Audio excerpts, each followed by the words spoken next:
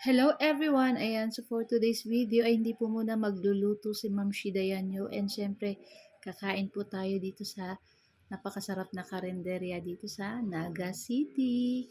So ayan nga guys, so medyo maaga po tayong nagising kahit maulan at malamig, ayan, mahangin sa labas. Kailangan nating gumising kasi tayo ay may pupuntahan. So, ayan na nga, at bago tayo umalis dyan, guys, ayan, nakikita nyo, medyo tinatamad pa akong bumuhat dyan at kasama ko yung aking isang puppy, si Teresita. Ayan, kulit yan, guys, pero ang cute-cute, napakaliit.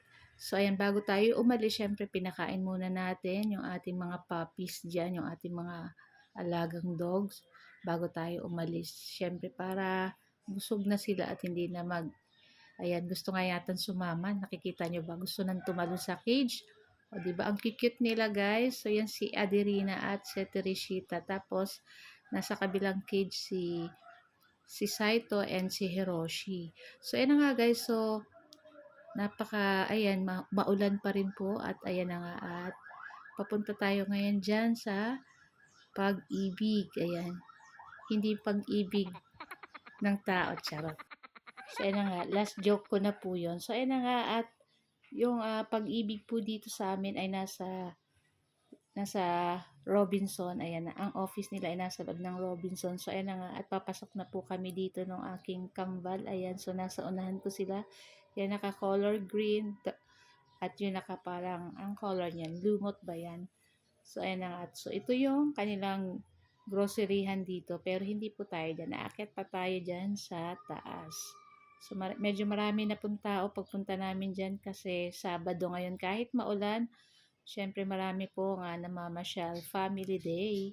So, aakyat lang po tayo dyan. At tayo, ang Pag-ibig po, kung hindi niyo po alam, ay nasa third floor ng Robinson. Ayan. So, kung gusto niyo po mag-loan, charot. Uh-oh. Dito na kayo pumunta sa Robinson, dito sa third floor. So, ayan na nga, pumunta po pala kami dito kasi yung aking isang anak ay kailangan ng Pag-ibig ID number. So, ayan na nga, at nakuha ko pa magpa-cute dyan habang naghihintay kasi kailangan niya no Pag-ibig ID para pag ano siya ng work niya is meron na siyang Pag-ibig.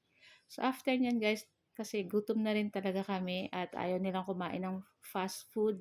Ayaw nila ng McDo or Jollibee. So, dito kami pumunta guys kasi kompleto na, so may gulay, may pork, may chicken, may pansit, may lumpia. So marami kang pagpipilian. So after nyan guys, pakakain namin, pumunta kami dito sa Red Ribbon. So gusto namin kumain ng matamis at para may pang-isna kami pag uwi namin mamaya sa bahay. So nakabili na kami dyan guys ng aming pang-snack at pag dating nga namin dito sa bahay, so ayan na nga, at syempre masarap humigop ng mainit na kape. So, nagtimpla tayo dyan ng kape. At syempre, kukunin natin yung ating ensaymada. So, ayan, masarap po ang ensaymada ng Red Ribbon. So, ito yung favorite namin dito. Hindi siya ganun katamis at syempre marami yung cheese niya guys. So, ayan. So, 4 na piraso, 145. Oh, not bad. May tigi-isa na kami ng aking 3 sons. So, yung aking anak nga po palang isang bunso ay may lakad-aatan ng birthday party. Kaya kami lang ng twins ko yung magkasama.